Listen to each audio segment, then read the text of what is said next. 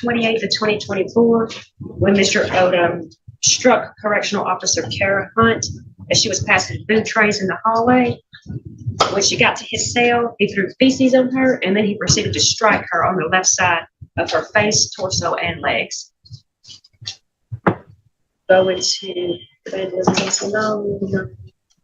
to count 7. Same set of facts with Correctional Officer Jacob Dooley, who was performing his duties in the jail on or about August 5th of 2024, came into contact with Mr. Odom, who threw urine on him. Counts. Or to pay a $10,000 fine and costs that will be served consecutively to the prior case. Count 2 is sentenced to 11 months and 29 days in the county jail that will be served concurrently with count 1 but consecutive to the prior case. Count 3, Nolly. Count 4, you're ordered to, you're found guilty of aggravated assault, sentenced to 3 years Tennessee Department of Corrections that will be served concurrently with count 1 but consecutive to 14982. Count 5 is Nolly, which you're ordered to pay restitution of $590 to the Humphreys County Jail, and that will cover 1 mattress, 1 Paytel tablet, and 2 cameras. Count 6 is Nolly. Count 7 is found guilty, sentenced to 1 year served in the Department of Corrections in order to pay a $10,000 fine and cost concurrent to count 1 and consecutive to count to 14982. Count 8 is amended to misdemeanor assault, 1129 to serve in the Department of Corrections. That'll be concurrent to count 1 consecutive to 14982. Count 9 you amended to misdemeanor assault, sentenced to 11 months and 29 days. That will be concurrent with count 1.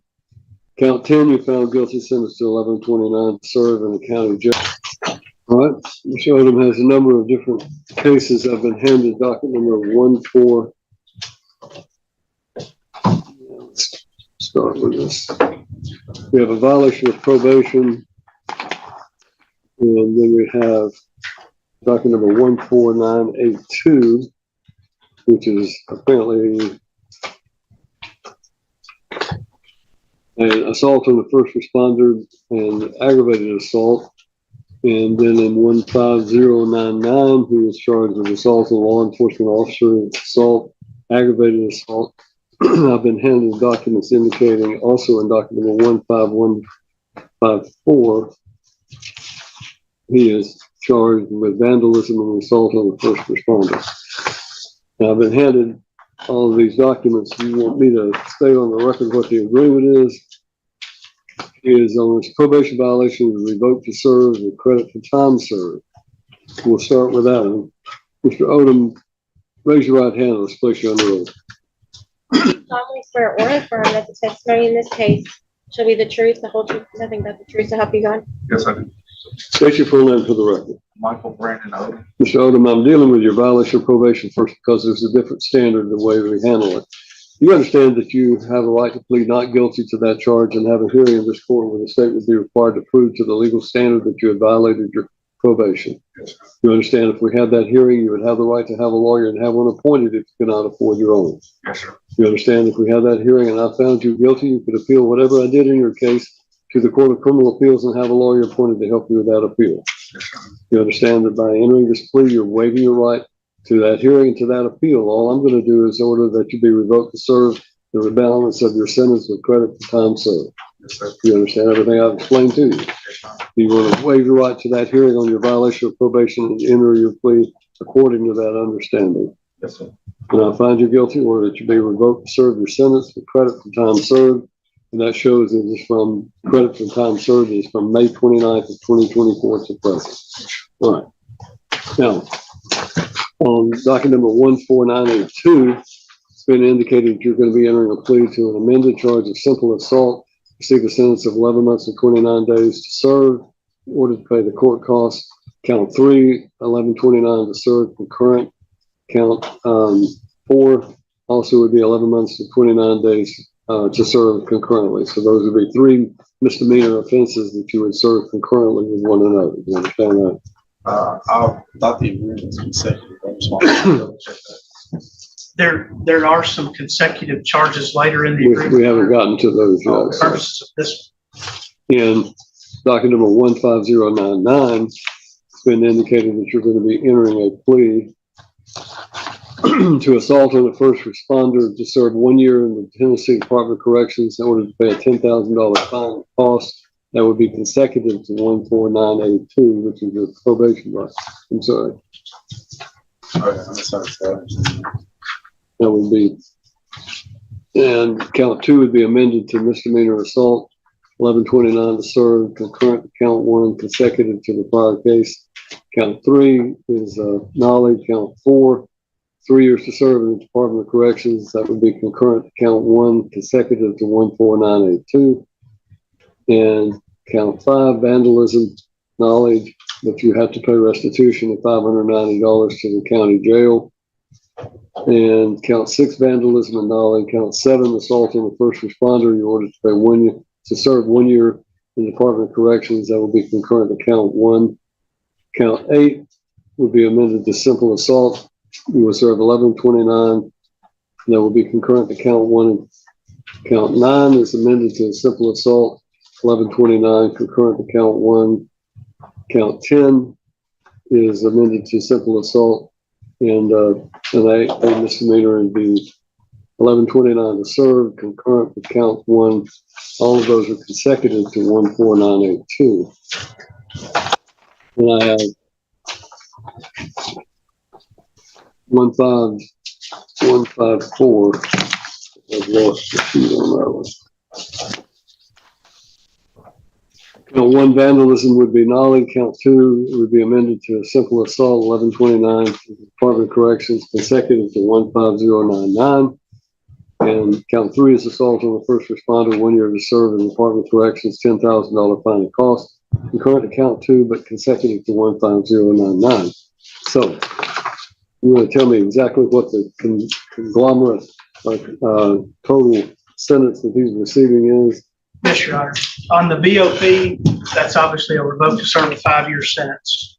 And the cases that the court just recited, those 3 separate docket numbers, the effective sentence in all of those cases combined is 5 additional years consecutive to the violation of probation. All right. Mr. Odom, you've been previously sworn, so I need to make sure you understand your rights in these cases. Do you understand what you're charged with in each of these cases? And have you and Mr. Sanders been able to go over those charges, talk about the range of punishment you're facing, as well as any possible defenses you might have? Yes, Your Honor. Well, it's indicated that you want to enter a plea of guilty to these charges. Do you understand that you have a right to plead not guilty, to have a speedy and public trial by jury on these charges? Yes, Your Honor. Do you understand that if you went to trial, you would have the right to have a lawyer and have one appointed if you cannot afford your own? Yes, Your Honor. You understand that if you went to trial, you would be presumed to be innocent until such time if ever the state proves your guilt beyond a reasonable doubt, to the satisfaction of all 12 jurors, and their verdict would have to be unanimous before you could be convicted of anything. Yes, Your Honor. You understand that if you went to trial, you and your lawyer could confront and cross-examine all witnesses the state might have to testify against you, and you could have, you would be able to bring in your own witnesses by the use of a subpoena. Yes, Your Honor. You understand that you would be presumed to be innocent at trial. You would not have to testify or prove anything. And no inference of guilt would arise because you did not testify at your own trial. Yes, Your Honor. You understand that if you went to trial and you were found guilty, you could appeal that conviction and a sentence imposed to the Court of Criminal Appeals and have a lawyer appointed to help you with that appeal. Yes, Your Honor.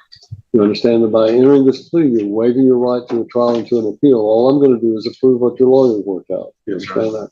That's going to result in a number of convictions that are going to be on your record now in the future to make more severe the punishment you receive if you're ever again convicted of a crime. Do you understand that? Yes, Your Honor. You understand everything I've explained to you? Yes, Your Honor. Do you want to plead guilty according to this agreement and waive your right to a trial and to an appeal? Yes, You understand if you plead guilty, the court of the state could ask you questions about these offenses, and if you answer those questions under oath on the record and in the presence of your lawyer, your answers could later be used against you in a prosecution for perjury if it is determined that you are lying under oath. Yes, Your Honor. Is your decision to plead guilty today voluntary? Yes, Your Honor. Anybody forcing you to do this against your will? Okay. You understand I cannot accept these pleas unless I'm satisfied that you are in fact guilty of these charges Yes, sir. and that there are facts to support it. Yes, sir. And I'll start with docket number 150. Let's see. 14982, which is the simple assault. You're guilty of those charges. Yes, Your Honor. Would it be simpler for the state to just give me a factual basis for these things? I can't. All right, let's do the step aside. Let General McLeod tell me what the facts would be in each of these cases.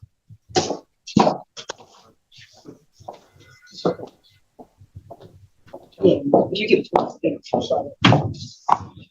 I can hear those. Hey, Judge, if you just give me a minute to get through all these files. We'll do So that. starting with 14982, the first count was amended to simple assault. And the facts to support that would be that on May 29th of 2024, Corporal Miranda Lewis, an employee of the Humphreys County Jail, was given Mr. Odom a mop bucket. And when she popped open the door, he started trying to talk to her, and then he came through the door at her. And when she tried to shut the door, he actually hit her in the head and her ear area and on her cheek. Going down to count 4, which is also amended to simple assault. Corporal or Correctional Officer Jeffrey Smith was running a security check on June 21, 24. And he got into a discussion with Mr. Odom about a tablet. And as he was looking down to tell Mr. Odom what time it was, he threw urine at the CO through the crack of the door. In 15099, we have count 1, which is assault on a first responder felony. And the facts to support that.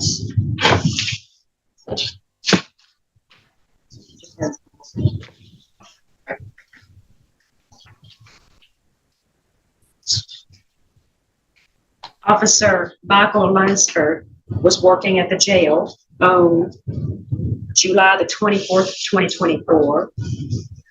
And when he interacted with Mr. Odom threw a cup of urine on the officer. He actually threw it on 2 officers, Karen Brooks and Michael Lansford. And that's the first 2 counts. Count 4 is aggravated assault, the C felony that occurred on July 8th. The same set of facts, but on August the 10th, involving Correctional Officer Kara Hunt, who was a victim in another count. Count 9, on August the 10th again, Mr. Odom did the same thing with Officer Trenton Tummins, but I believe the facts were a little different on that one. He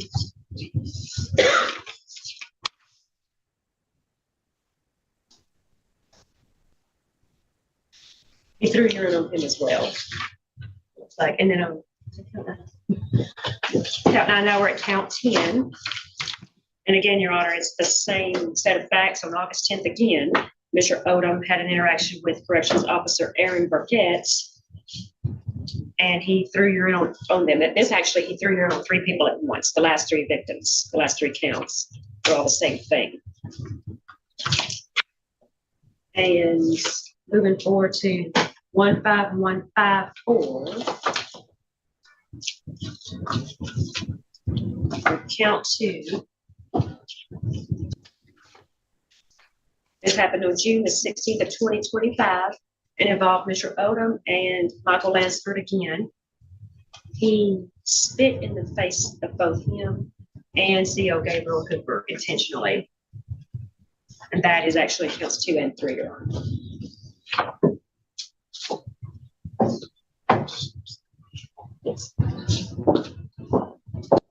So we'll go back to the courtroom, please.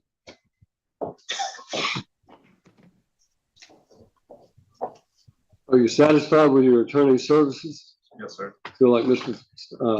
Sanders has done a good job of representing you competently. Yes, sir. Sanders, you know of any reason you should not enter these pleas? No, I don't, Your Honor. Anything further from the state? No, Your Honor. Michael Odom in docket number 14982 upon your plea of guilty to Count one, I find you guilty of misdemeanor assault, sentence you to 11 months and 29 days in county jail, ordered to pay the court costs. Count two is dismissed. Count three, you're found guilty, sentenced to 11 months and 29 days in county jail. That would be concurrent. Count one, you're ordered to pay the court costs and have no contact with the victim, William Farrell. Count four, you're found guilty, sentenced to 11 months and 29 days to serve concurrently with count one. And docket number 15099, upon your plea to count one, you're sentenced to 1 year in the Department of Corrections, sentenced to order to pay a $10,000 fine and costs that will be served consecutively to the prior case. Count two, you're sentenced to 11 months and 29 days in the county jail that will be served concurrently with count one, but consecutive to the prior case. Count three, Nolly. Count four, you're ordered to, you're found guilty of aggravated assault, sentenced to 3 years, Tennessee Department of Corrections. That will be served concurrently with count one, but consecutive to 14982. Count five is Nolly, which you're ordered to pay restitution of $590 to the Humphreys County Jail. And that will cover one mattress, one Paytel tablet, and 2 cameras. Count six is Nolly. Count seven is found guilty, sentenced to 1 year served in the Department of Corrections, ordered to pay a $10,000 fine and cost, concurrent to count one, consecutive to count to 14982. Count eight is amended to misdemeanor assault, 1129 to serve in the Department of Corrections. That'll be concurrent to count one, consecutive to 14982. Count nine, you amended to misdemeanor assault, sentenced to 11 months and 29 days. That will be concurrent with count one. Count 10, you found guilty, sentenced to 1129 to serve in the county jail, concurrent to count one, consecutive to 14982.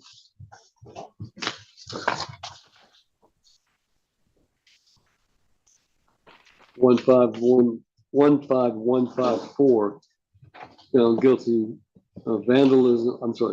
Vandalism charges. Nolly. Count two, is found guilty, sentenced to 1129 to serve in the Department of Corrections. That will be consecutive to 15099. And count three, he's been sentenced to 1 year in the Department of Corrections, ordered to pay a $10,000 fine and cost. That will be concurrent to count two, but consecutive to 15099. I've been to the zoo, and one of the things they tell you at the zoo is that you don't get too close to the monkeys' cages because they tend to throw feces and urine. You might want to think about what you are saying about yourself when you do something like that. He's demanded to serve his sentences. I'm not sure that the Department of Corrections employees would be quite as understanding about that kind of conduct. You might want to think about that. That's the judgment of the court. Thank you. Okay. Is that all you have, Mr. Sanders? Senator Angela Baker.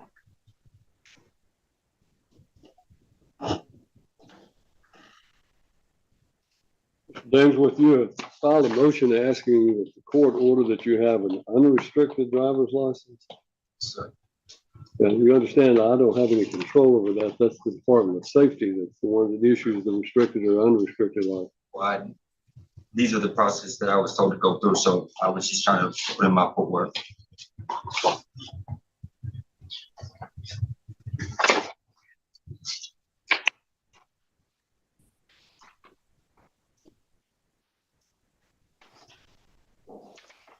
Well, McLeod, this was your case originally back in 2024. Yes, Judge.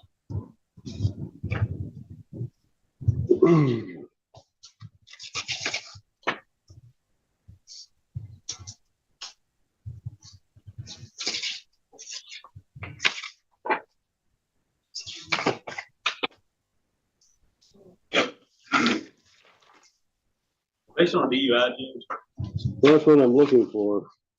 Why is your license revoked to begin with? It's for non-payment of court costs. I reached out to the Department of Safety and they said that you would have to pay it in full or have a restricted. Is what they told me. I don't know. So your license was revoked, apparently the clerk tells me from, because you have not paid your fines and costs in this case, and that included, I think, a fairly significant restitution. And because you had not paid that restitution, the restitution alone was $4,725 and $11,066 to Sandra Forrester. Because you had not paid that, the Department of Safety revoked your license. And under the current rules, the only way you can get a license of any kind is to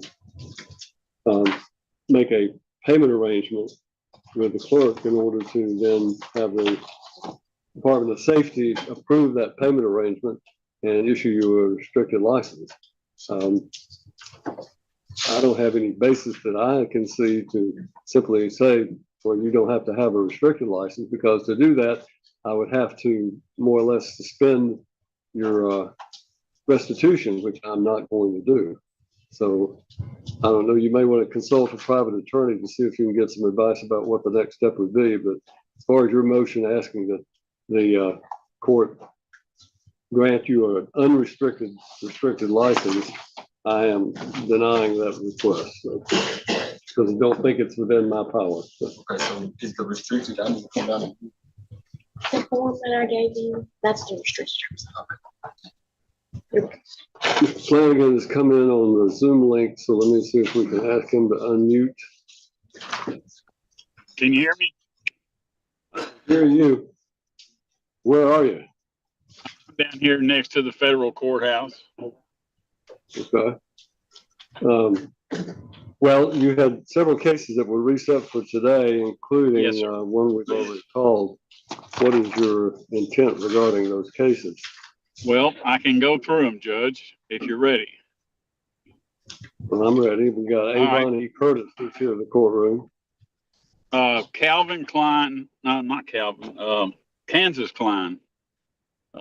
That's the case that there's a civil case going on, and we're waiting to see if that gets resolved. So we don't need to set it for trial just yet. I think Right, General you're talking McLeod. On page 6, can you hear me okay, Mr. Flanagan? I can hear you, Judge. All right, so we're referring to Russell Kansas Klein on page Yes. 6 of Yes. the docket. And you're saying that you need another status day? We do. The case is like 100 years old. I understand that. But there's a big civil case that once that's resolved, and I think General McLeod will agree with this, we can probably settle this. So, You want to put it on that October date? yes, sir. October the 6th. All right. Judge, We I've also, have a- go ahead. I'm sorry. That's right. Well, one of your clients was here, Avon Curtis. Right. And that does not need to be set for trial yet. That is a domestic, but I'll defer to the state on that. But General McLeod. It's a new case, Judge. I'm okay with putting it for status. Oh, it's it. All right, we're going to move that to October the 6th as well. yes, sir. All right, what's your next case? The next one would be Mr. Stanfield. I got appointed on that case. He's in custody, Judge. And I was hoping to see him yesterday, but we didn't get out of Judge Wallace's court till 6:45 last night. So I haven't been to the jail to talk to this gentleman with the offer. So I need more time. Well, is there any reason it can't be set for next month in front of who's your next judge? Judge Absolutely. Wallace? Sure. If you just need an opportunity to resolve it. Yes, absolutely. I just need to get down there and speak with him, but I got tied up yesterday and then couldn't get What's there. your next criminal docket? June 14th, Judge, Pardon? or July 14th. July 14th? Yes, sir. All right, July 14th. And I think the only other one I have is Jessica Wallace. And I don't know if she's present in the courtroom or not. President of the courtroom. Well, I'm not sure what to do with that case. It probably needs to be set for trial, but if the state prefers another status date, I'm okay with that. But General, this is your case. Well, Judge, I think Your Honor. Why don't you come, he can't hear you unless you're at the microphone. So.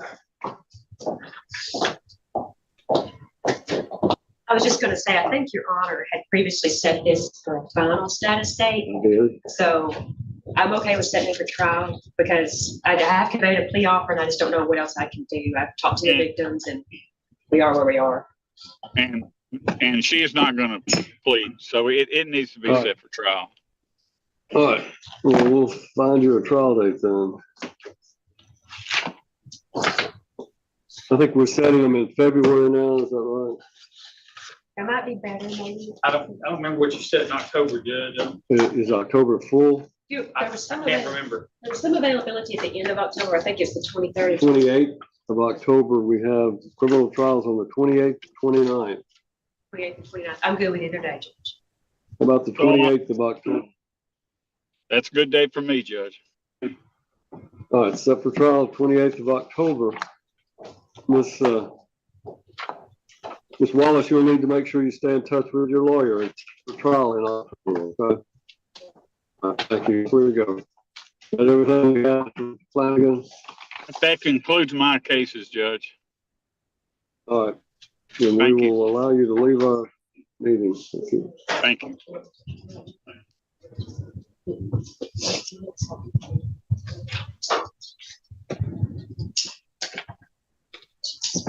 All right.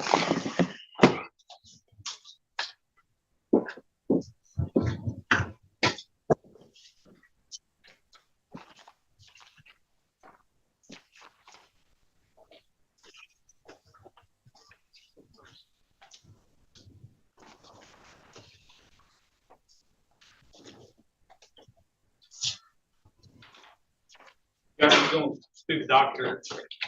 Pardon? I was just asking, Mr. Lynn's here from TDOC. Mr. Baker emailed yesterday, said he was in Charlotte in depositions this morning and would be here at some point, but he didn't mind if we reset it because we did have a global settlement offer, and I don't know how much time he's had to talk to Mr. Lynn.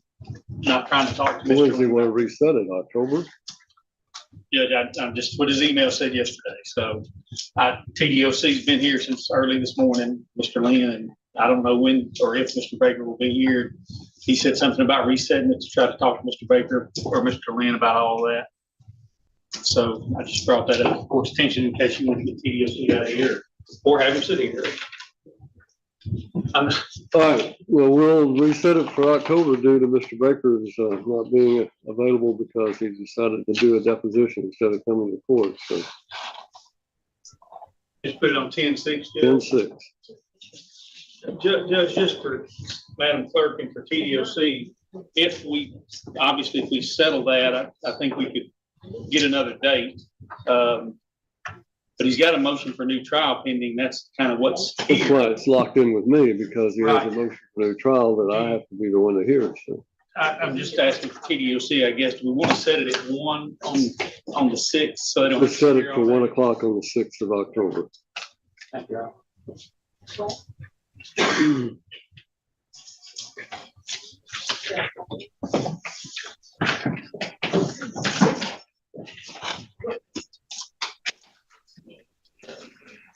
I'm done.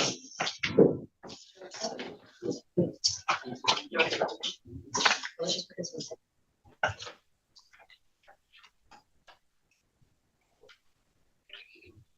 Number 15087, State versus Brian Lee Davis.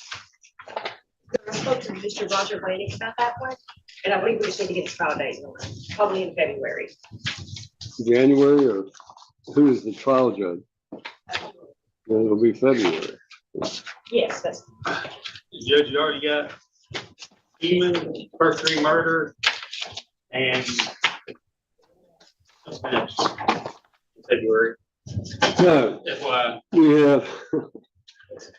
have the State versus Heman vehicular homicide set for February the 10th, 11th, and 12th. We have the 16th, 17th, 18th, and 19th for the State versus William Hall, first degree murder. Yes. And then we have State versus Robert Donovan, aggravated sexual battery set for the 24th and 25th. Which is Mr. Wayne as well. And so do you want to set it on the, if we don't do February, then we're talking You- June, I guess. You want to set it for June? That's okay, Judge. That's fine. with me. Not really okay, because it's a year away, but, Or we could back it up in February behind one of the others. I'm sorry. We could back it up in February, maybe behind one. I don't really care. I just would rather it not. I mean, we can set it for the 20. Is it a 1-day trial? It this could is- go into 2 days, right? Brian, it could go into 2 days. We know Mr. Waymack's available on the 24th, 25th anyway, for the other case. You want to just back it up on the 24th and 25th? If And that's okay with your honor. it's fine with me. We'll put it on the 24th. It'll be February the 24th, second behind the State versus Robert Donovan.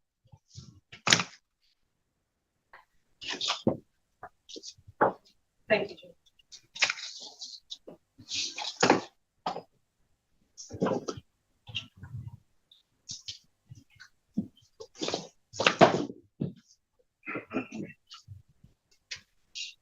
And we have Samantha Lynn Garner, public defender.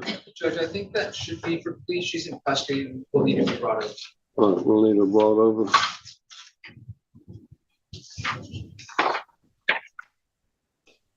One for, we have at the jail, I don't know if we have, at the jail, you have some folks that I can take care of. Yes, Your Honor. We have Glenn Goodrum on page 5. For arraignment. Children, you're here to be arraigned on the charge of violation of probation. You have the right to an attorney. Do you wish to have a lawyer represent you?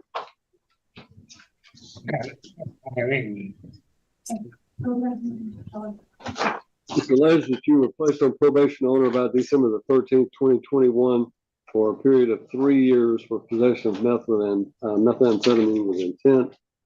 And it's alleged that you have violated your rule 1 of your probation because you were convicted for simple possession, and it's alleged that you should be violated. So I'm going to appoint the public defender to represent you. I'm handing a copy of that affidavit to your lawyer here in the courtroom. Enter plea not guilty, Your Honor. Plea of not guilty is entered, and we'll set it for next month on violation of probation day, which is July the 26th. July 26th. Is that correct? It's July 28th. 28th. All right, July 28th. Get a bond set. Pardon? Can I get a bond on this? Well, your lawyer needs to talk with you about that. We're not going to deal with a bond today. He'll have to file them. It's not necessarily automatic that you can get a bond on a probation violation, but your lawyer will talk with you about it, and if it's appropriate, he'll file the appropriate motion. All right, thank you. Who else do we have at the jail? Carlos Quillen, page 10.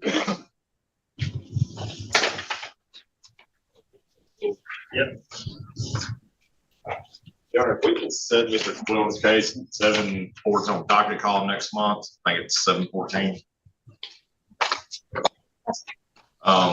We may have a resolution. He was applying to treatment, possibly, so we're trying to work it out. Well, your lawyer's asked to move your case to July 14th to try to see if they can get your case resolved by some sort of treatment agreement. So we'll have a different judge, but you'll see you then. Yes, sir. Thank you. Have a nice day. Thank you. We have Jennifer Renee Smith, page 11 of the docket. No, Miss Lowe represents Miss Smith. That's a motion to revoke bond. Miss Lowe, we were here for docket call. We set that for today. She indicated that she had to be in Houston County this morning and wasn't sure what time she'd be able to get here, but we put it on just in case she could get here. So for now, it'd just be on second call. All right, we'll put it on second calls until Miss Lowe can arrive. William Scott Burns, he's on the add-on.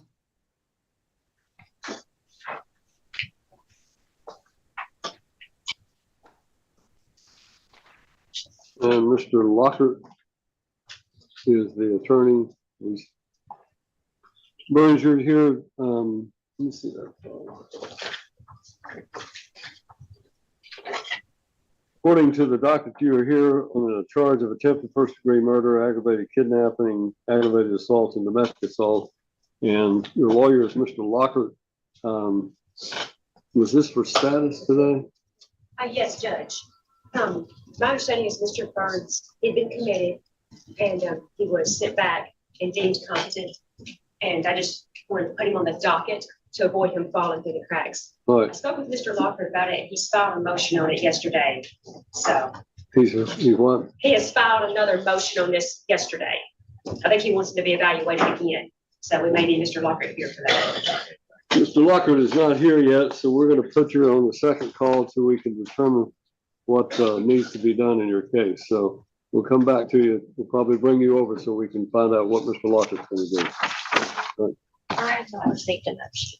I don't know if he says it's needed. All right. Anybody else at the jail?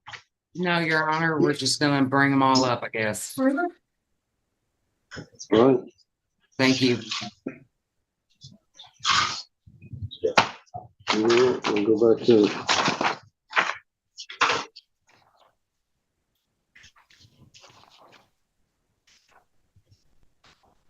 Your Honor, on Hayden Chapel, myself and Mr. Patrick talked about that one, and we would ask if Your Honor is okay to put that on July 14th for him to plea on that day. All right, on page 2 of the docket, State versus Hayden Grant Chapel, we're going to move to July 14th. All right. Thank you, Judge.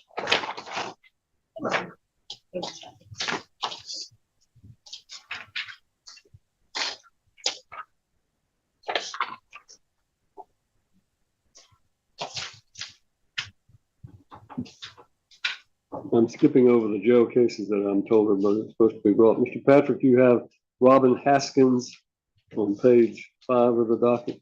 I do, Your Honor. There's a co-defendant I represent as well. Jeffrey Penix. On page 10. I've spoken with the DA on this and reset for status on this. I think we're making progress on it. All right, so are you asking me to set another status day? DA and I are in agreement on this. Yes. And are we setting it? Your Honor, we can put it on 10-6, if it's okay. That's fine by me. October the 6th. For both of them, Judge, correct?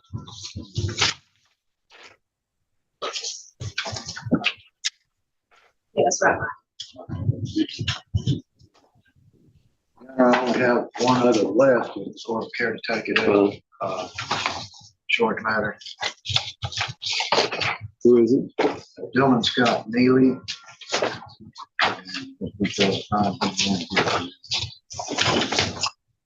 On page 8. Page 8, and then continue to page 9. Mr. Neely, Your Honor, I think we're making progress on that. And request that be reset. That's fine with the DA to 10-6 as well. That's fine, Judge. I have conveyed a plea offer and he countered and I rejected the counter. So I think he just needs to speak with his clients. The final plea day will be October the 6th. If it's not resolved on that day, we'll set a trial date. Thanks. Thank you, Your Honor. That's all I have.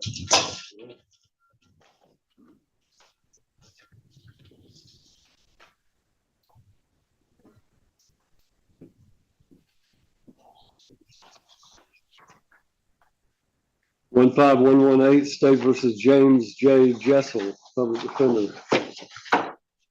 Yes, Judge. I think where we're at on that one is the state made an offer, we had made a counter offer, and I think the state is waiting to hear back. I think the DA, General McLeod, had called the victim to discuss that counter with the victim and left a voicemail, and I don't believe she's heard back, but I'll let her speak to that. So I was thinking if we could set it maybe on 7/14, if that's I thought you okay. were gonna let me speak. My apologies. Your Honor, I did want to confirm, I did reach out to the victim. I called, left a voicemail, and he hasn't responded yet. He has been in contact with me before, so I don't know why he wouldn't. Maybe he just hadn't had a chance to call me. It's been since our last court date, so he may just need to follow up with me. It needs more time. All right, July 14th. Thank you, Judge. 13678 State versus, well, Russell Klein, we dealt with that one.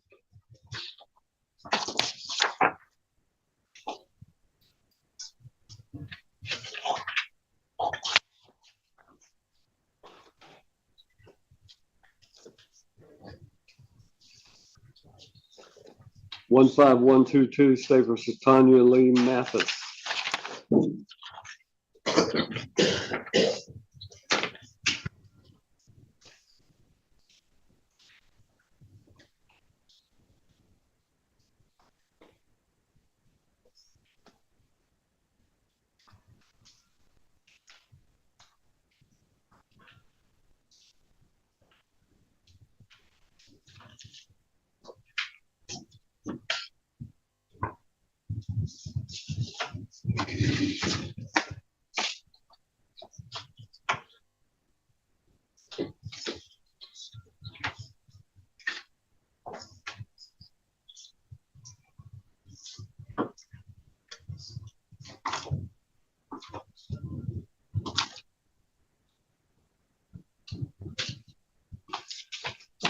Ms. Mathis, I know that you're requesting, according to the docket, is the motion to remit your fines and costs, but in your actual typewritten request, you're stating that you're seeking assistance with your fees, but then you're facing challenges with travel requirements, and you've been asked to travel to Nashville 5 days a week. Is that regarding your treatment? It doesn't have anything to do with your probation, correct? I didn't pay probation off. Okay. Now I was gonna see if I can get off probation too. So I can't have all of it. That's the third.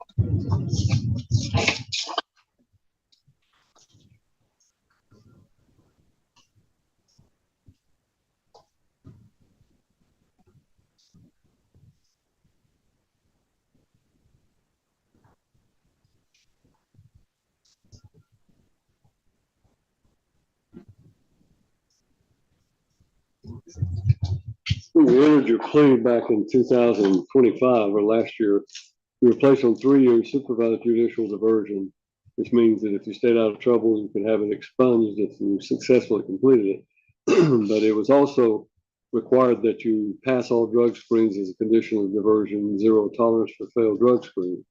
Now you are undergoing, obviously, treatment for breast cancer, and I'm sorry that you're having to deal with that.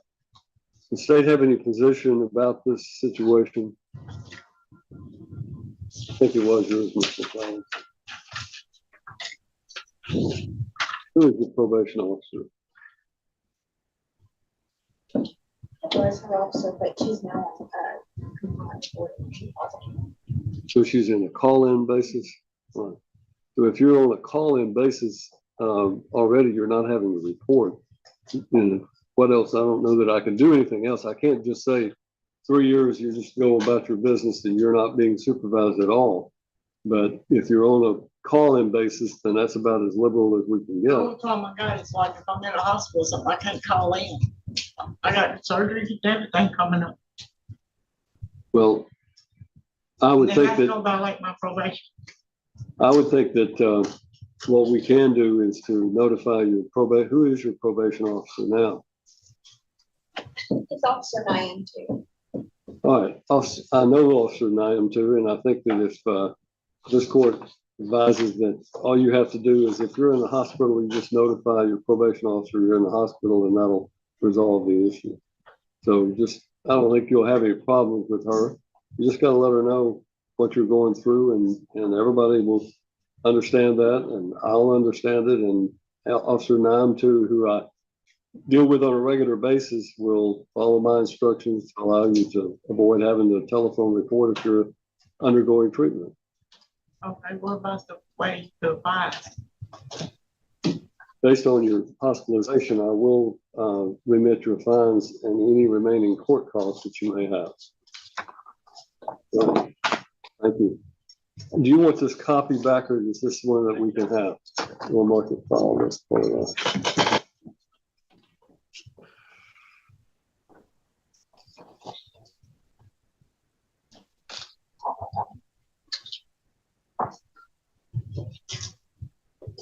14293 State versus Clinton Lee Mosley. Mr. Mosley's files. Actually not here this morning. I just spoke to his wife a little bit ago. He's in an unexpected surgery currently in St. Thomas. Okay. This says that he has filed a motion to remit his fines and costs due to being on hospice. Yes, sir. He's on hospice care as of the last couple of months. They've been in really good contact with him, keeping me updated. I'm gonna grant his motion to remit his fines and costs based on the fact that he's in hospice care, whether he's here or not. So I'm agreeing with his request.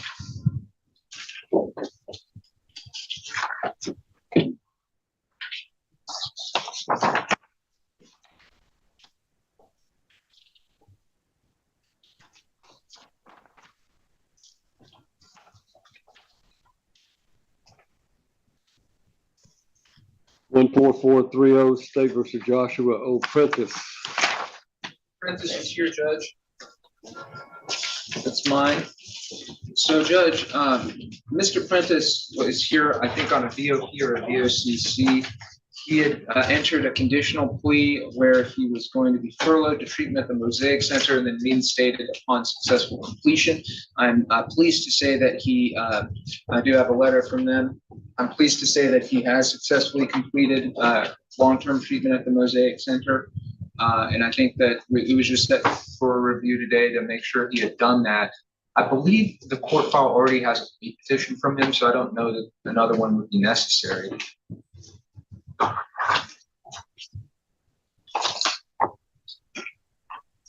could be wrong.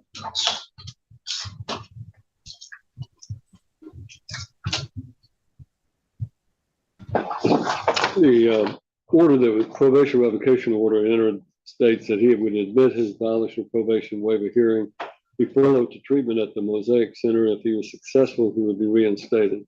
And if not successful, he would be revoked to serve. So upon his having successfully completed his treatment, I will order that he be reinstated to probation. Thank you, Judge. Thank you. He needs to make sure he sees his probation officer.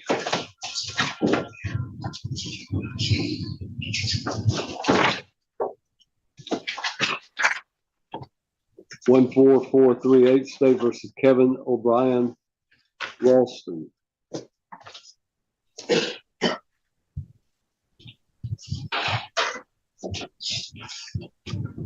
Mr. Ralston, you are here today on a review of your payment status, and basically there was a violation of probation served on you in May of last year, and we've been reviewing your payments. You paid a total of $120 on the balance of $5,608. Your last payment was June 1st. Why are you not paying more? Why are you not able to pay more? They set me up for $20 a month because I'm still healing from surgery. I can't work right now. So I'm still having to go to the doctors and everything. What was your surgery for?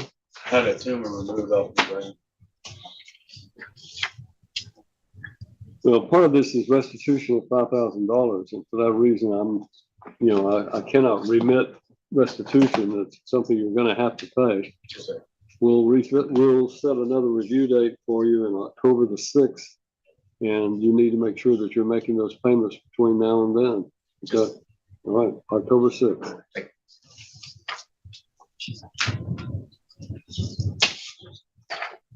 14538 State versus Michael K. Slayton.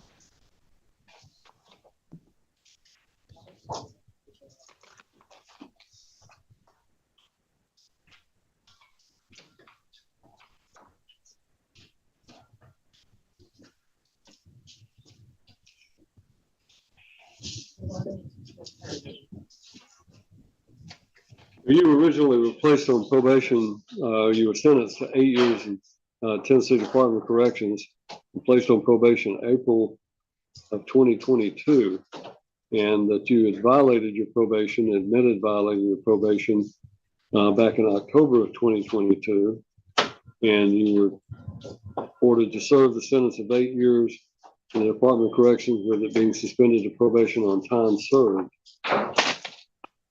Now you have filed a pro se motion to have a drug test removed and want to get on a call-in status. You've completed a 50+ drug test without a positive drug screen, and you're asking basically to be allowed to remove the drug test requirement. Yes, Your Honor. My probation officer been pushing this. Your probation officer, what? He's been pushing me to do this. So Pushing you. Who is your probation officer? Mr. Lucas. He's obviously not here today.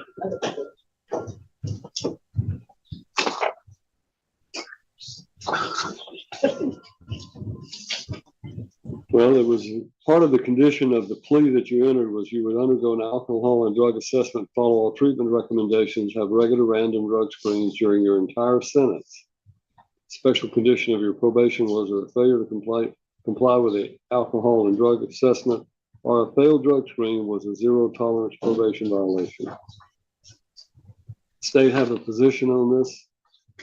I don't know whose it is, but if it was a condition of his plea, our argument would be that the condition of the plea, and if it's going to be changed, you'd have to go in front of the judge for a hearing to alter his plea. Well, in my opinion, basically that was the condition of the agreement that was entered back in 2022, and you're halfway through your sentence. But I can only tell you that as far as this court is concerned, that was the deal. That was the deal you made to avoid going to prison. So you're being held to that deal. You'll have to continue. Correct. All right. Thank you. Thanks.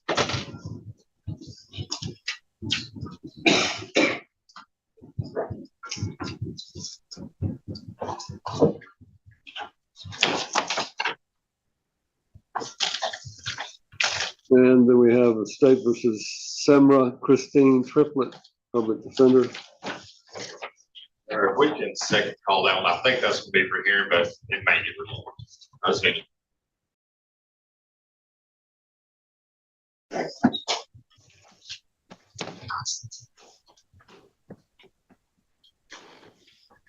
All right, we're going to go through, Mr. Hooper, you have some matters we can take up. Yes, Your Honor. This, triplet.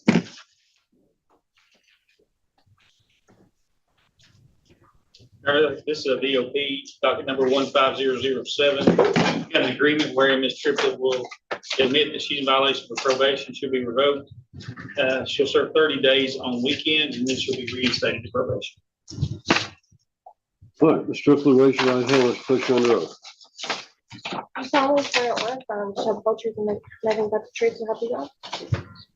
State your full name for the record. Semra Christine. Ms. Triplet, you're here on a violation of probation. I want to make sure you understand your rights. You understand that you have a right to plead not guilty and to have a hearing in this court where the state would be required to prove to the legal standard that you have violated your probation. You understand that you would have the right to have a lawyer and have one appointed if you cannot afford your own.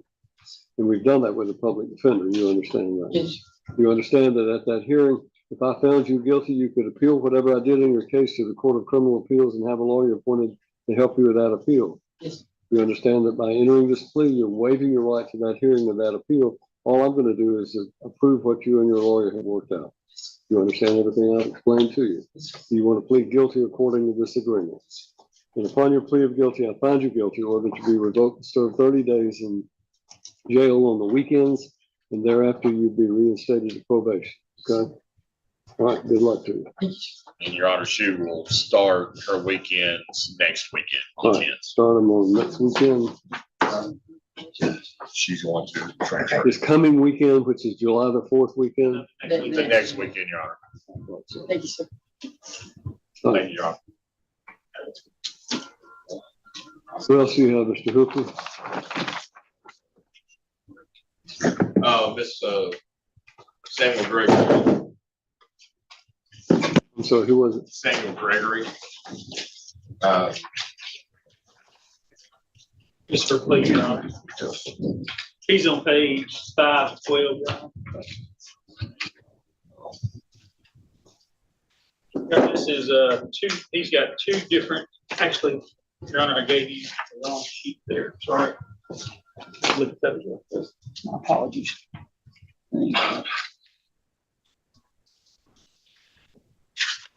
Yes. Sure, Mr. Gregory's got two indictments, docket numbers 15263 and 15264. Docket number 15263, it is a 7-count indictment.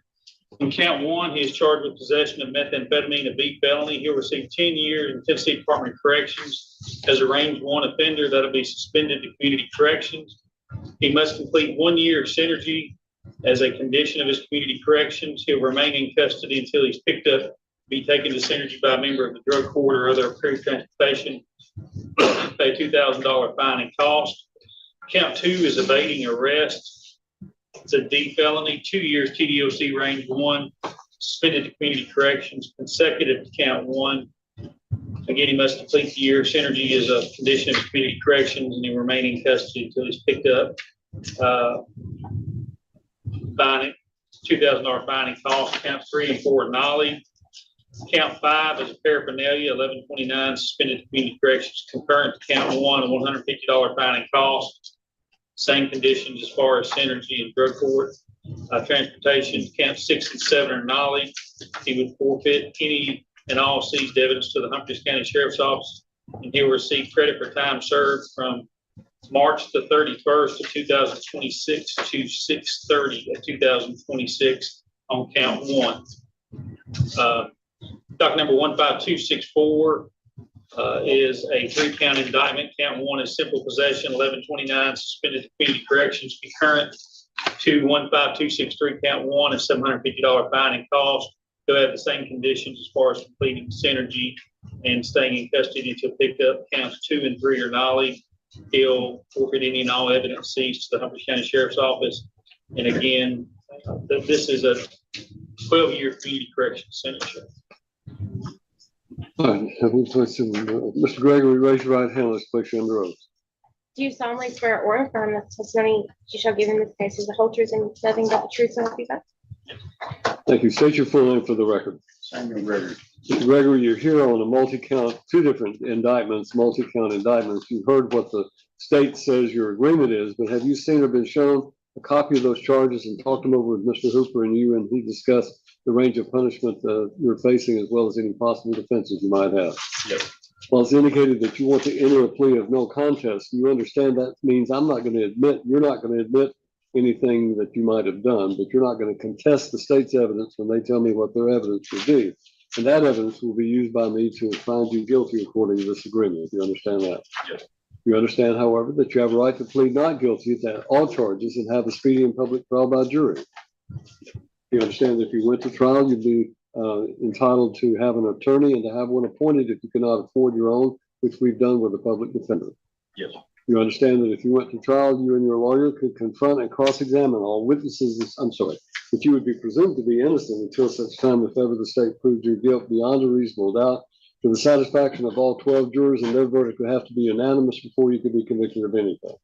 Yes. You understand that at trial, you and Mr. Hooper could confront and cross-examine every witness the state called to testify against you, and you could bring in your own witnesses by using a subpoena. Yes.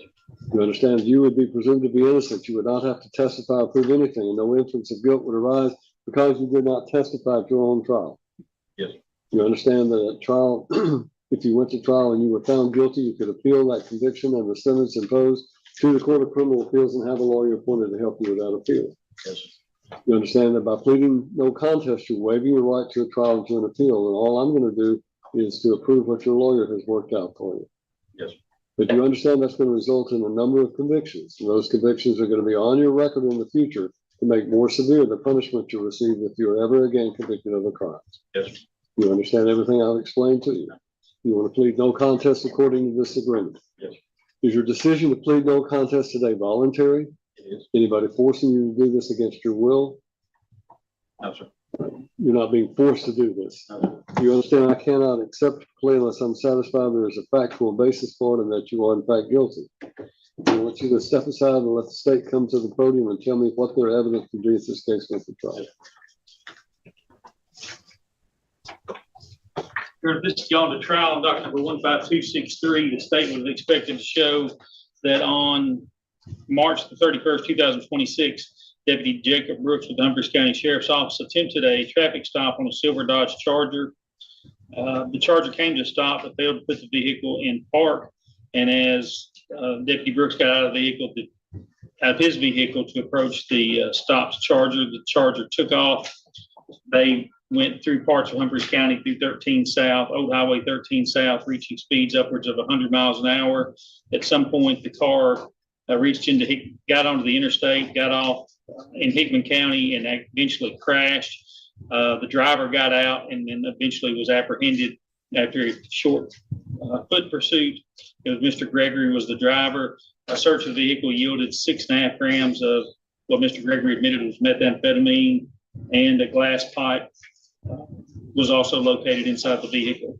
In docket number 15264, state expected to show on February the 4th, 2026, Caleb Elliott pulled over a car with a headlight on Highway 70 with a headlight out in the intersection of Powers, stopped the vehicle, and during the interaction, driver, so like it was Mr. Gregory, observed a bottle of liquor that was open during probable cause search, found some Suboxone pills, and an unlabeled bottle along with residue that admitted he used to smoke methamphetamine in the scale admitted to use to weigh drugs.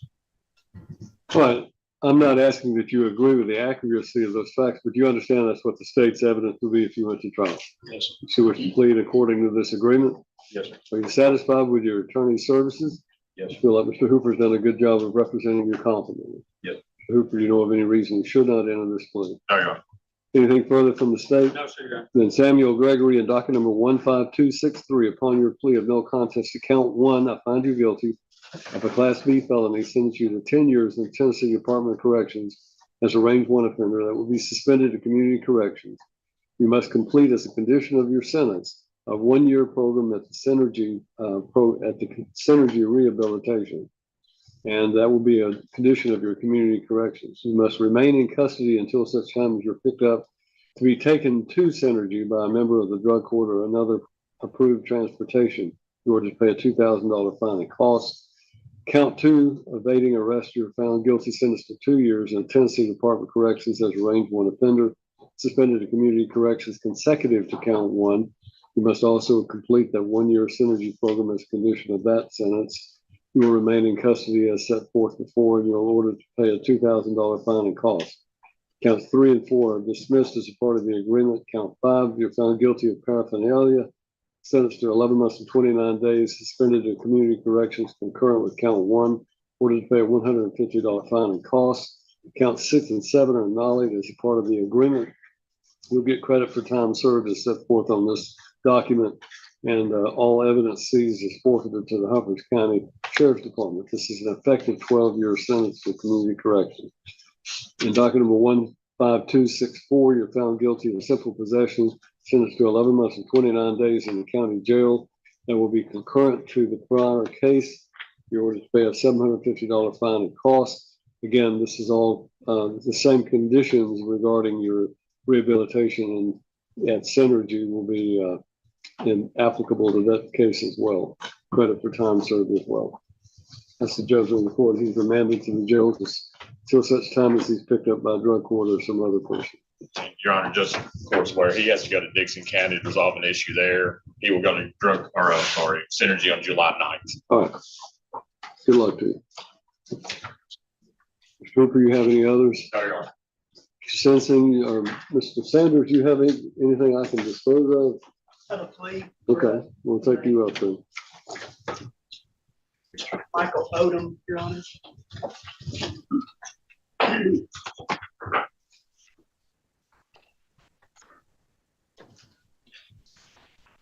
Police sheets are in the files.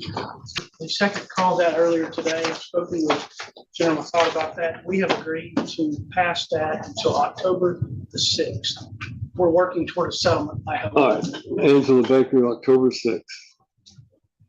General McLeod also filed a motion related to her bond revocation motion, and that will be passed as well. The motions are passed. Thank you. All right, Mr. Sensing, you have matters I can take up? Yes, Judge. Going down the docket, starting on page 1, State versus Ethan Beard, that would be 15063, 15064, and 15065. Mr. Beard is approaching the podium.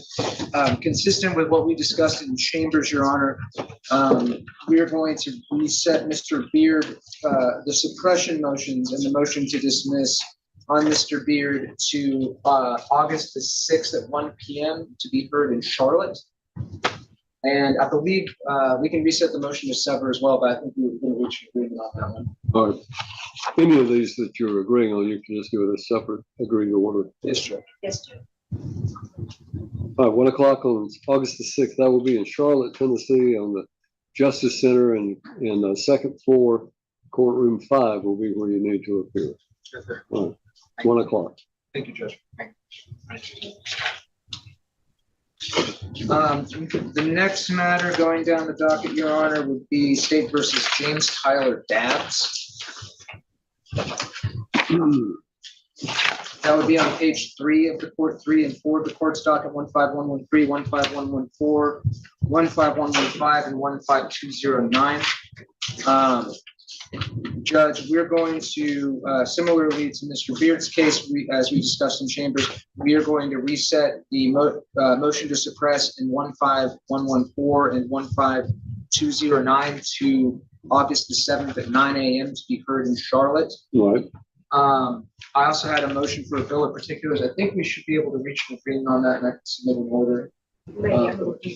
Okay, so I guess we'll set that for August as well, just in case. All right.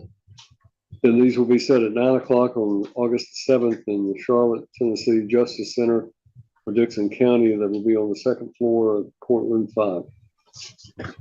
All right. Thank you. What else do you have?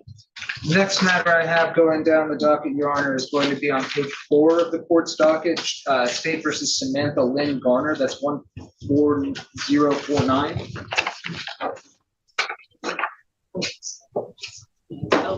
Ms. Garner is approaching the lecture. We've reached an agreement on her case and having her sign that plea petition now.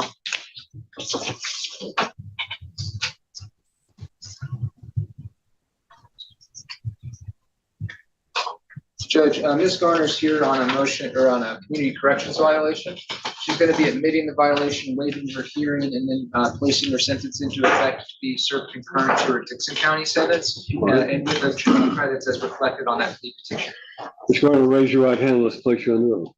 Do you solemnly swear or affirm that the testimony you shall give is the whole truth and nothing but the truth, so help you God? I do. State your full name for the record. Lynn Garner. Ms. Garner, you're here today on a violation of community corrections. Do you understand you have a right to plead not guilty and to have a hearing in this court where the state would be required to prove to the legal standard that you had actually violated your probation? Yes. Do you understand you would have the right to have a lawyer and have one appointed as you, if you could not afford your own? And of course, we've done that with the public defender. Yes. Do you understand that if we had that hearing and I found you guilty, you could appeal whatever I did in your case to the Court of Criminal Appeals and have a lawyer appointed to help you with that appeal? Yes. You understand that by pleading guilty and waiving your right to that hearing, to that appeal, all I'm going to do is revoke you to serve your sentence, and that will be concurrent with your Dixon County sentence with all of your credits for time served set forth on this document. You understand everything I've explained to you? You want to plead guilty according to that understanding. Then I find you guilty of violating your probation order that you be revoked to serve your sentence, that will be served concurrently with your Dixon County sentence, and all of these times that you're entitled to credit are set forth on this document. Thank you. Proceeding down the docket, Your Honor, what's ready? The next matter that I'll have is on page 5 of the court's docket. That would be State versus Hannah, 15240. Mr. Hannah is approaching the lectern, Your Honor. This is before the court today on my motion to reduce bond. We have reached an agreement on that case by which Mr. Hannah's bail amount will be reduced to $1,000. And it will be on condition that he continue reporting to his community corrections officer and following any lawful orders that she may give him.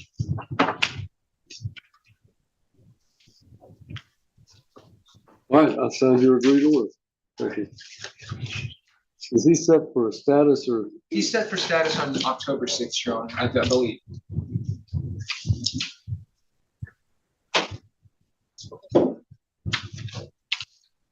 All right, Judge, continuing on down, next matter I've got on the court's docket is going to be on page 6 of the court's docket, State versus Byron Notorious Jones. Mr. Jones is approaching the lectern. He's before the court on a motion or on a violation of probation. And I'm tendering a plea petition that has been signed by all parties, by which Mr. Jones would be admitting his violation, waiving a hearing, placing his sentence into effect, concurrent to any other sentences that he's serving, and with credit for the time served as reflected on the plea petition. Mr. Jones, raise your right hand. Let's place you under oath. Do you solemnly swear or affirm that the testimony that you shall now give is the whole truth and nothing but the truth, so help you God? Yes, sir. State your full name for the record. All right, sorry, Jones. Mr. Jones, you're here today on a violation of probation. Do you understand you have a right to plead not guilty and to have a hearing in this court where the state would be required to prove to the legal standard that you have violated your probation? Yes, sir. You understand you would have the right to have a lawyer, to have one appointed, as I've done with the public defender. Yes, sir. You understand that if we had that hearing and I found you guilty, you could appeal whatever I did in your case to the Court of Criminal Appeals and have a lawyer appointed to help you with that appeal. Yes, sir. You understand that by entering this plea, you're waiving your right to that hearing, to that appeal. All I'm going to do is order that you be revoked to serve the sentence, the balance of your sentence, but that would be concurrently with any other sentences you might have. And you also get credit for all your time. You understand everything I've explained to you? You want to plead guilty according to that understanding. And upon your plea of guilty, I found you guilty, or that you be revoked to serve the balance of your sentence concurrently with any other sentence you might have, and you'll get credit for the times as set forth that you've served, set forth on this document. Thank you.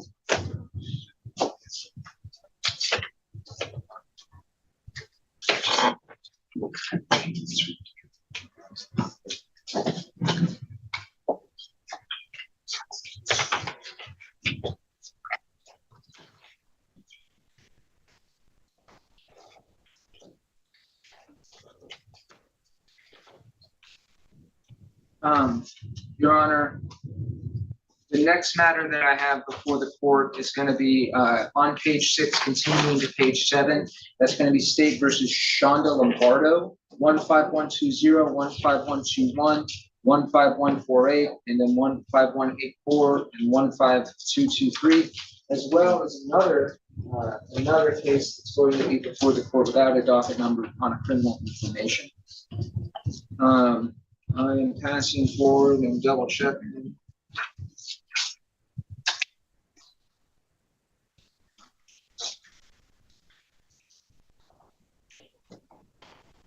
Case judge and having her sign this petition.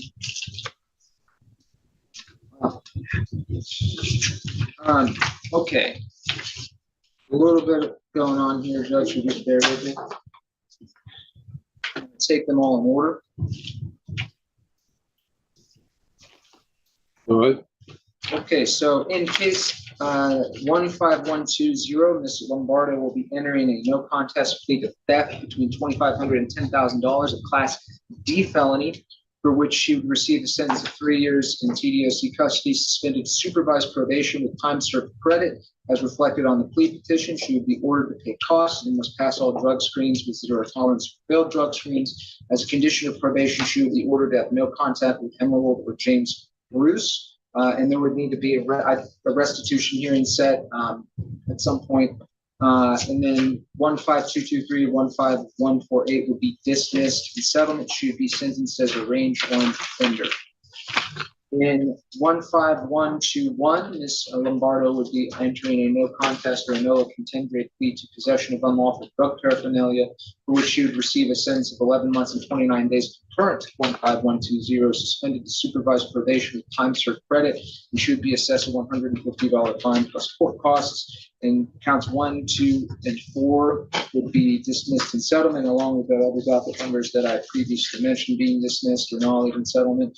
She would be Should insurer revoke to serve, she would be ordered to serve 75% of her sentence. In 15184, and of course, as reflected, 15148 and 15223 would be null. There's a petition to that effect. In 15184, Ms. Lombardo would be entering a nolo contendere plea to count one simple possession of marijuana, a class A misdemeanor. She would receive a sentence of 11 months and 29 days suspended supervised probation concurrent to 15120. She would receive credit for time served. She would be assessed a $250 fine plus costs. And as a condition of her probation, she would be ordered to pass all drug screens to her tolerance. She would again, in that case, be ordered 75% release eligibility were she to be revoked to serve. And even though I said time served credit, I don't believe that there's any on that case as reflected on the plea petition due to it being a citation. Then in this new case, the court will observe that there's criminal information that's been signed by everybody by which Ms. Lombardo would be charged with forgery, a class E felony. She would waive her right to have the grand jury indict her and want to proceed upon a plea for that. And that plea would be for her to enter a nolo contendere plea to forgery, a class E felony, where she would receive a sentence of 1 year in TDOC custody, suspended to supervised probation, consecutive to 15120 with credit for time served. As reflected on the plea petition, she would be ordered to pay costs, and as a condition of probation, she would be ordered to pass all drug screens with zero tolerance for failures. And she would also be sentenced as a range 1 offender in that case. Ms. So Lombardo, overall, it's a 3-year sentence. Lombardo, raise your right hand. Let's place you under oath. You solemnly swear or affirm that the testimony you shall give in this case is the whole truth, the whole truth, and nothing but the truth, so help you God? State your full name for the record. Ms. Lombardo, you've heard your lawyer go over all of the charges that you have, what the agreement is on all the charges, but have you seen or been shown a copy of the charges against you and talk them over with Mr. Sensing and discuss with him the range of punishment you're facing as well as any possible defenses you might have? Well, it's indicated that you want to enter a plea of no contest. All that means is you're not going to admit you did anything wrong, but you're not going to contest the state's evidence. When the state tells me what their evidence is and that they would use at trial, that evidence will be used by me to find you guilty according to this agreement. You understand that? Sir. You understand that you have a right to plead not guilty and to have a speedy and public trial on all of these charges in this court. Sir. You understand that trial, you would have the right to have a lawyer and to have one appointed as we've done with the public defender. You understand that if you went to trial, you'd be presumed to be innocent until such time if ever the state proved your guilt beyond a reasonable doubt to the satisfaction of all 12 jurors, and their verdict would have to be unanimous before you could be convicted of anything. You understand that if you went to trial, you and Mr. Sensing could confront and cross-examine every witness the state called to testify against you, and you could bring in favorable witnesses of your choice by using a subpoena. You understand that you, if you went to trial, you would be presumed to be innocent. You would not have to testify or prove anything, and no inference of guilt would arise because you did not testify at your own trial. If you went to trial and you were found guilty, you would have the right to appeal that conviction and the sentence imposed. Do you understand that? You understand that by entering this plea of no contest, you're waiving your right to a trial and to an appeal. All I'm going to do is approve what your lawyer has worked out for the state. You understand that's going to result in a number of convictions, and those convictions will be on your record in the future to make more severe the punishment you'll receive if you're ever again convicted of a crime. Do you understand everything I've explained to you? You want to waive your right to a trial and to an appeal by entering a plea of no contest. Is your decision to plead no contest today voluntary? Yes. Anybody forcing you to do this against your will? You understand that I cannot accept your plea unless I'm satisfied that you are guilty and there are facts to support it. Then I want you to step aside and let the state come to the podium and tell me what evidence their case would be, what evidence they would have at trial.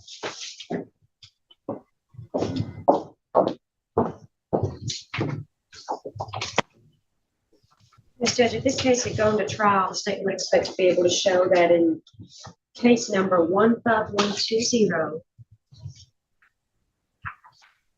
between May the 1st and May the 2nd of 2025, Ms. Lombardo here in Humphreys County did take a vehicle not belonging to her. She got in the vehicle and she did drive it around for a while, but she left it in a field. So she didn't keep it, but she did take it for a while and left it not with the owners. And 15121. Count 3, possession of drug paraphernalia.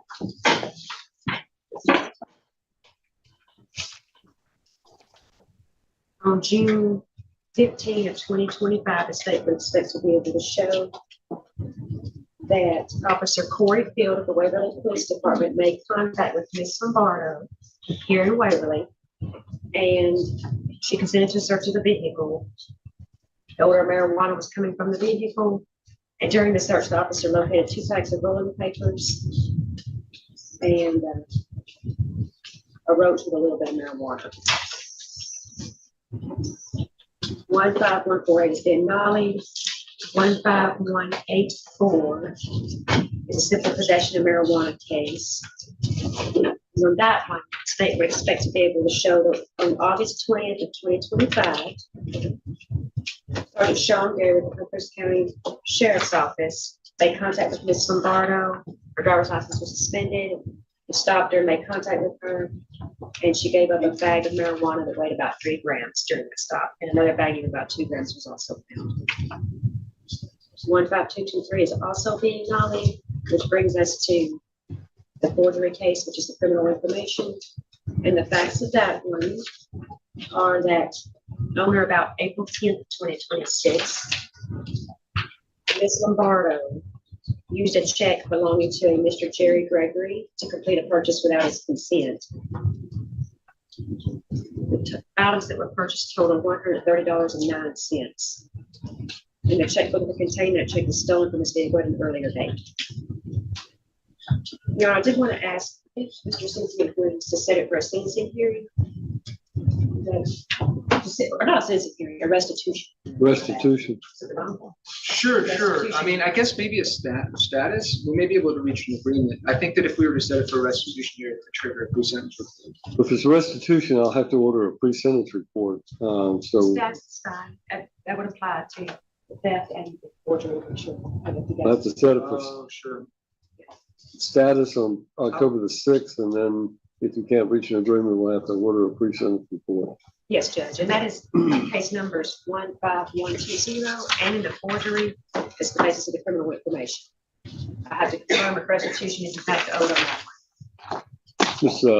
Lombardo, if you'll come back, I failed to go over with you about your criminal information. I want to make sure you understand what you're doing in that case. I know Mr. Sensi is a very good lawyer and has explained it all to you, but every person who is in charge of a crime that possibly carries incarceration carries with it the right to have a grand jury of the county in which that is alleged to have occurred to review the evidence. The grand jury is an independent body. They operate, they hear one side of a case, but they make a determination whether or not there is probable cause to even return a charge. You have the right to waive that step to expedite the disposition of your case, which is what you're doing here. But you also have the right to demand that the grand jury review your charges to determine whether or not there's even enough evidence to go forward. Do you understand that by entering this criminal information, you're waiving or bypassing that step of the grand jury? And that's what you wish to do to expedite the disposition. Right. Do you understand that the evidence that the state has told me their evidence would be at trial is what I'm going to use to support your finding you guilty of these charges? Are you satisfied with your attorney services? You feel like Mr. Sensing's done a good job of representing you confidently? Mr. Sensing, you know of any reasons you should not enter these pleas? I do not. Anything further from the state? No. Then Shonda M. Lombardo in docket number 15120, upon your plea of no contest to count 1, I find you guilty, sentence you to 3 years Tennessee Department of Corrections, and will be suspended to supervised probation with credit for time served in order to pay the court costs. As a condition of your probation, you must pass all drug screens with 0 tolerance. That means 1 positive drug screen, and you will go to prison for that time. You're to have no contact with Emerald and James Bruce. We will set a status rather than order a restitution hearing at this time. Docket number 15223 and 15148 are both dismissed as a part of the agreement. 15121, you're found guilty of unlawful drug paraphernalia, sentenced to 11 months, 29 days in the county jail. That will be concurrent to the prior case. You ordered to pay a $150 fine. You will be suspended to supervised probation. You ordered to pay a $150 fine and cost. 15184, you're found guilty of simple possession of marijuana. Ordered to be sentenced to 11 months and 29 days in county jail. Suspended to supervised probation concurrent to 15120. Credit for time served, $250 fine and cost. Again, you must pass all your drug screens with zero tolerance. 15148 and 15223 are both dismissed as I stated. And in the criminal information case, you are found guilty of forgery and sentenced to 1 year in Tennessee Department of Corrections, suspended to supervised probation. That will be consecutive to 15120. This will mean that you have an effective 4-year sentence, 4-year probation. You're ordered to pay the court costs. And again, as a condition of your probation, you must pass all your drug screens with zero tolerance. Good luck to you.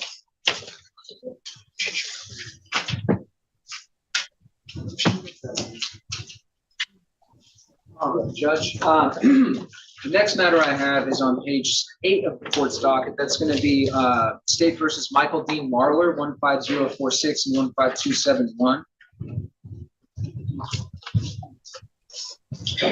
Judge, I think in speaking with my colleague, Mr. Cooper, I think there may be settlement offer pending. I was going to reset this for status in October, Judge, but could we just set this for status on the July VOP date, just so that way if there is something that we can work out, we can get it. July 28th is, I believe, that date. Thank you, Judge. If that's agreed with us, Judge.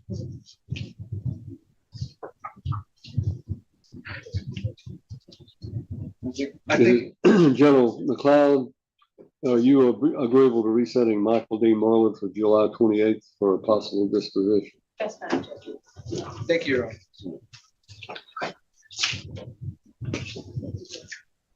All right, Judge. All right. Last but not least, I want to say last but not least, so I'm sure. I think last but not least, on page 10 of the court's docket, Judge, State versus Rodney W. Priest, Rodney Wayne Priest, 15156 and 15273.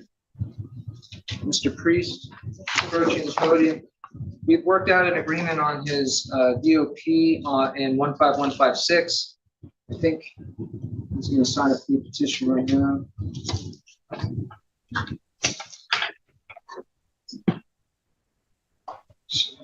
So in 15156, I'm tendering a plea petition by which Mr.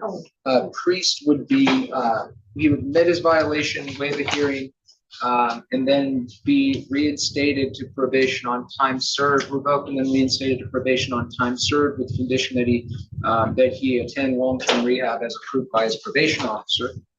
And then in 15273, I think we should just reset that first status in October to get through discovery and settlement conditions. Mr. Priest, raise your right hand. Let's place you under oath. Do you solemnly swear or affirm that the testimony in this case shall be the whole truth and nothing but the truth? Yes, ma'am. State your full name for the record. Rodney Wayne Priest. Mr. Priest, you are here today charged with violation of your probation. You understand you have a right to plead not guilty and to have a hearing in this court where the state would be required to prove to the legal standard that you have violated your probation. Yes, sir. You understand if we had that hearing, you would have the right to have a lawyer, to have one appointed, as I've done with a public defender. Sir. You understand if we had the hearing and I found you guilty, you could appeal whatever I did in your case to the Court of Criminal Appeals and have a lawyer appointed to help you with that appeal. Yes, sir. You understand that by pleading guilty and waiving your right to that hearing, to that appeal, all I'm going to do is reinstate you on time served with the condition that you complete a long-term rehabilitation. Yes, sir. You understand everything I've explained to you? Yes, sir. You want to waive your right to a hearing and enter a plea of guilty according to that understanding. Yes, sir. And upon your plea of guilty, I find you guilty of violating your probation, order that you be revoked to serve your sentence, but on credit for time served and by agreement with the state, we'll reinstate you to, with the additional condition that you complete a long-term rehabilitation program. Good luck to you. Judge, In this other case, if we could reset that to October, and then I think the state would want to add that Mr. Priest would, within 30 days of today, need to show a good faith effort in applying that sewer rehab. This long-term rehabilitation is gonna have to be, we're gonna have to have some sort of certainty that you're gonna go into it. So you need to do that, enroll in that within. I've 30 already applied. Okay. As long as you enroll in it within 30 days, we'll have that as condition. His new case is going to be reset then for the 6th of October.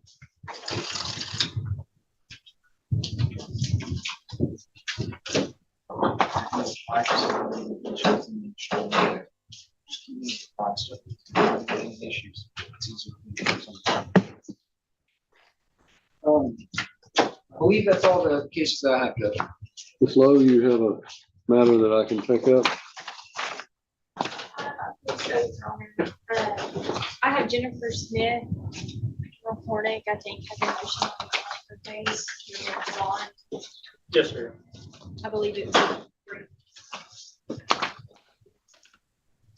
All right, on the Smith is a motion to revoke bond, is that correct? Yes, sir, Your Honor.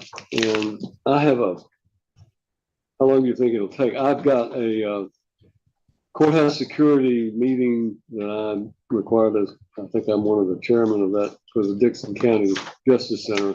We are having a hearing at noon. I'm going to come in on Zoom with that because I'm here. But It won't take 25 minutes. all right, then we'll take it up. State versus Jennifer Renee Smith. This flow may have. Is there anything else besides this case? I believe there's Jake Walker's cases are still in the docket, Your Honor.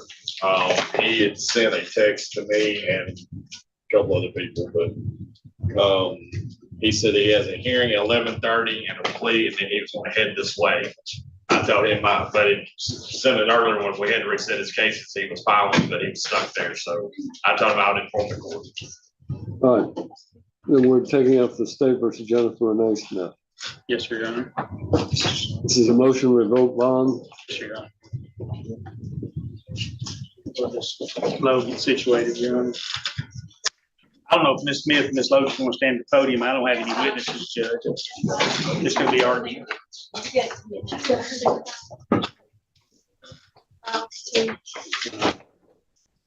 Let me see the picture. Judge, have you seen the motion? All right. But Judge, Ms. Smith has 3 cases up here in circuit court. Make sure I think I had a misprint on one of the documents. I'll make sure I get them right. I started to double check it. Docket number 15228, 15275, and 15206. I think actually 15275 was for arraignment and we reset it. So I don't know that she's been arraigned on that one, Judge. So I don't know. I don't think she has been. Want to do that first. Mr. Rayner on that. I'm going to hand a copy to Ms. Lowe, a copy of that indictment. Knowledge received. Enter plea of not guilty. Plea of not guilty is entered. We need to set it for status for July 28th. Well, and only because the co-defendant Eddie Roney is set for status on that July 28th date, so we'll just set it for that date as well. So Judge, Ms. Smith was arrested in Humphreys County General. And some of this is for clarification. I talked to Ms. Lowe about this. She was arrested on October the 5th in General Sessions Court for felony possession of methamphetamine, felony possession of fentanyl, simple possession of drug paraphernalia, reckless endangerment, driving and possession of methamphetamine, and driving on a revoked or suspended license. That was bound over and is currently docket number 15228.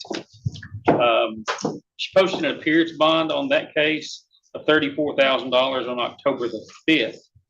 While she was on bond for that, Judge, she was arrested and charged in Sessions Court in docket number, on December the 12th for felony possession of methamphetamine, possession of drug paraphernalia, and those cases have been bound over to the grand jury and she was indicted. That's now docket number 15206, which she has previously been arraigned on. On December the 18th, Ann Blankenship Bonding, who made her bond in what is now docket number 15228, came off of her bond and she was surrendered to the Humphreys County Sheriff's Office. Don't know what happened. Read them. I think there was a paperwork miscommunication. She made bond of $37,000 on the 15206, even though she had been surrendered in 1520 or 228. She did not post that bond. So she was released on the $37,000. So while on bond in 15206 and inadvertently released in 15228, she was indicted in June this month in docket number 15275, which she was just indicted for and arraigned. And the copy is in the file, Your Honor, for the actual sale of methamphetamine. She has a bond on that, so the state was just asking that she be revoked, Your Honor. And clarified on that one that she didn't actually make bond. I'm sorry. Judge Smith's position in this is just that she has continued to report to court regardless of where she was. She was in rehab. She always made arrangements to be here. She has never been a flight risk. She's just asking that the bond stay in place. And in the event that she's able to make bond, she can have a bond source hearing to show the source of those funds. Right. That's all. State has rested their proof. Do you want to offer any proof? No, Your Honor. Well, the statute makes it very clear that anyone who has made bond during a time that they were having charges pending against them, and while they are released on bond or charged with, it doesn't require a conviction. It's just that they are charged with a new offense. Then the court has the ability to revoke that bond and to hold them for trial without bond. In this particular case, she's already been surrendered by one of her prior bonding companies, having been exonerated and released from the... A father came to court asking for uninterrupted FaceTime calls with his 10-year-old son. He claimed the mother was interfering with their conversations and preventing the child from speaking privately. The mother's side disputed those claims but agreed that a fixed schedule could help. The judge decided that FaceTime was the next best thing to being face-to-face and ordered calls every Tuesday and Thursday at 7 p.m. The father would have 15 minutes to initiate each call, while the child would be allowed privacy during the conversation. The judge also ordered both parents to use a parenting app, hoping it would reduce conflict and help them communicate better for their son.